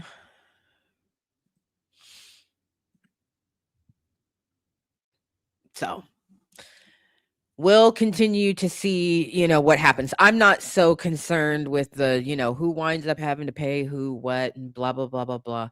The only thing I really care about is what the legal parentage of this child winds up being. And it needs to be the biological parents. That's what it needs to be. Because again, the precedent that this will set is dangerous. Very dangerous.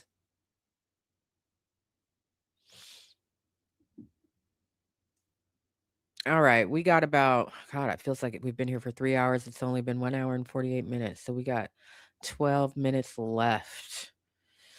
Yay. Thanks for letting me go on my little ranty rant. I appreciate you. AMA, your girl.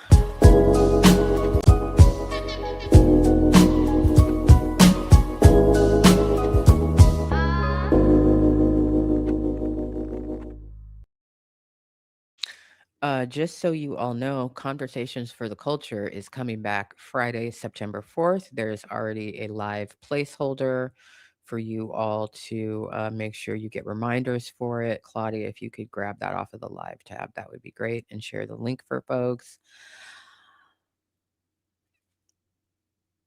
Anybody want to guess who the guest is going to be for Conversations for the Culture?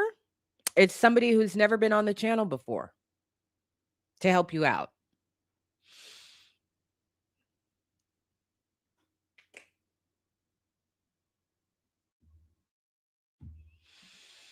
Well, that was fast.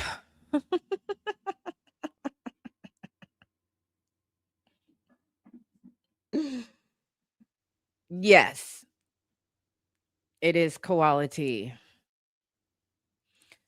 So make sure that you follow this little link on over. Friday, September 4, 7:30 Eastern in the evening hours. Live with you all, so behave yourselves.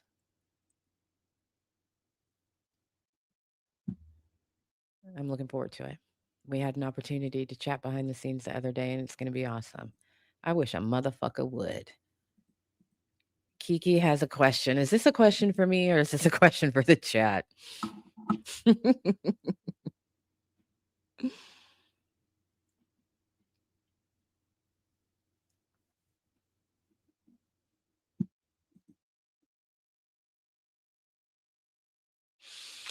Kiki says, so apparently there's a song called Choose in Texas that has been number one for 18 weeks total. And I have never heard this song in my life. Am I the only one? Mm-mm. Nope, I've never heard it. I did hear that Texas was doing well on the charts, and then the words just kind of I didn't hear anything after that, so maybe that's what they were talking about. Oh, Nickelodeon says, "For keeping us company and for always bringing us the best violence." You're welcome, beautiful. K Sharp says, "I think you're asking the wrong crowd." Luna Lemon 11 says, "No idea what that is." Claudia, "Never heard of it." Nisi says, "I like that song."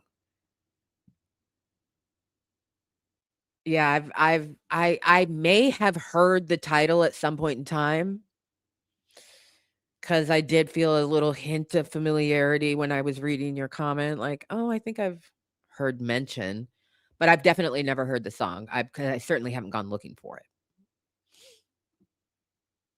Yeah, it's a country song. I mean, Choosing Texas, it would have to be. It would have to be a country song. Marshall Iron says, "I will assume it's country, so absolutely not what I'm interested in." Yeah, I mean, a country song titled "Choosing Texas" sounds like, oh, what's the word? Propaganda. That's the word I'm thinking of. Sounds a lot like propaganda to me. This is also very true. Kiki says, regardless of genre, 10 years ago, if a song was number one, it was inescapable. That is very true. I will definitely give you that. And also, the licensing pops real fast and also is not limited to genre, right? So, but I don't think, God, Lord, help me, knock on wood. I know the TikTok app is listening to me right now, child. So it's probably gonna happen the next time I open TikTok. I ain't seen like a little TikTok viral vid. I haven't heard it there. I don't, I, yeah, this is literally the most focused it's gotten of my mind in its existence.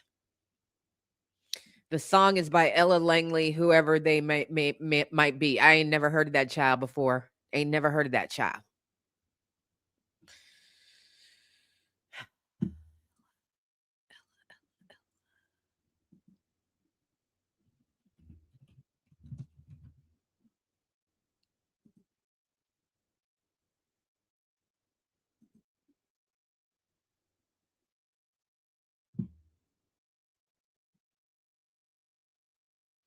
Why do white girls always stand like this? I don't understand. This is just so entirely unremarkable. Hold on, let me get a photo.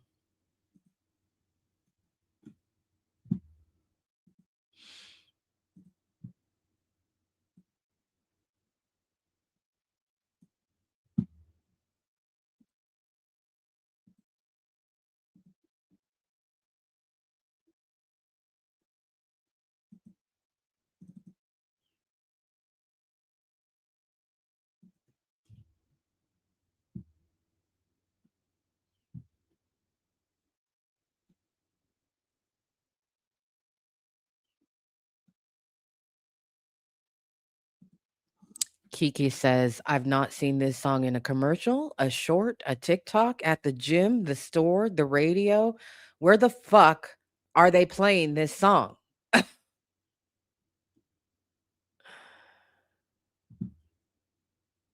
Does her daddy really own Groupon?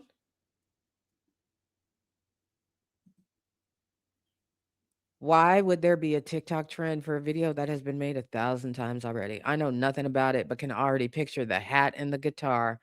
Not the hat and the guitar. Hold on, because I definitely did see that. See a picture of her with a hat and a guitar. Where'd it go? Oh no, she's being a little bit more circumspect. There's no hat, but there's definitely a guitar.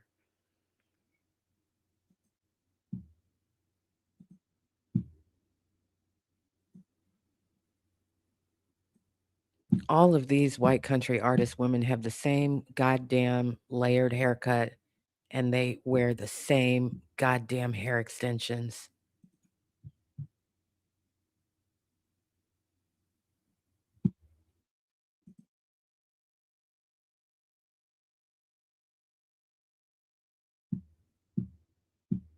She's got a really strong jaw, and I like that. I'll say that. She's got a really strong jaw, and I respect a gal with a really strong jaw. Ooh, she looks like Christy Nome in this. This isn't good.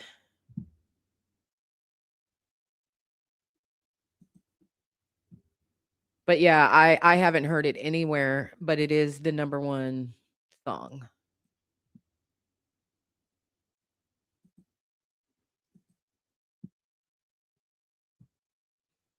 That picture that's up right now looks heavily airbrushed when compared to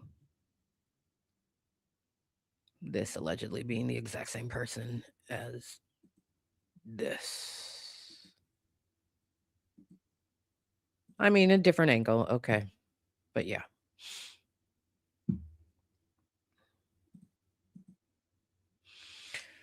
Wouldn't be surprised if they link up somehow. I'ma go listen to it. Will it fuck up my algo? Is that a rhetorical question? Yes, it will fuck up your algo. You better hit that incognito. Yeah, you better go hit that incognito. She looks exactly like Christy Nome in that stupid hat. But anyway, country artists crack me the fuck up. I was watching out of pure boredom and slight um um curiosity. I have a theory about Taylor Sheridan and all of his white focused television shows about Yellowstone and the Dutton farm and ranch and 1870 to whatever his whole white show run. And I was watching an episode of the new show, the Dutton something something, because I was like, I just want to see how the women dress in the show. You know, are they putting them in the like typical, you know, cotton flowery tops and you know what I mean? And I was like, people don't really dress like that who work on ranches and live on ranches. They wear t-shirts and fucking dirty ass jeans and worn down ass fucking boots. But sure as shit, there they are, hair perfectly coiffed up, you know, sweat across the top of their bosom in some little flowery, cottony shit. I was just like, Jesus fucking Christ. Hiking up their skirt to ride full saddle. I'm like, Jesus Christ.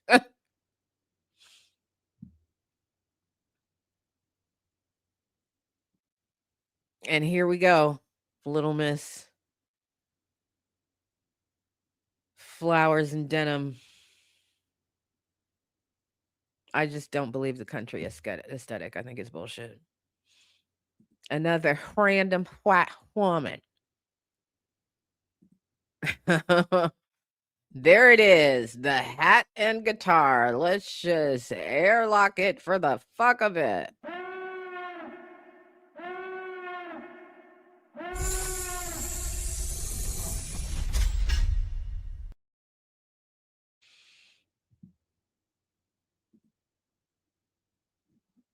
Will she beat Mariah Carey for 22 weeks? Possibly. I think, you know, it's like nobody's paying attention. That's how she's charting. Number one, she's got a core group of fans. They're streaming her shit on a regular, and nobody else is paying attention. It's August. It's summertime. Do you know what I mean? It's like she could definitely slip by to the 22. She's at 18 and she's a white girl, so it could happen. It could definitely happen. I don't know if she can sing or not. I don't care. I don't want to hear it. I'm not curious. I'm not going to go look. I'm not fucking up my algo. Okay? My algo's struggling enough with all the shit you people got me searching for on a given day. No, I'm not adding the whites to it, okay?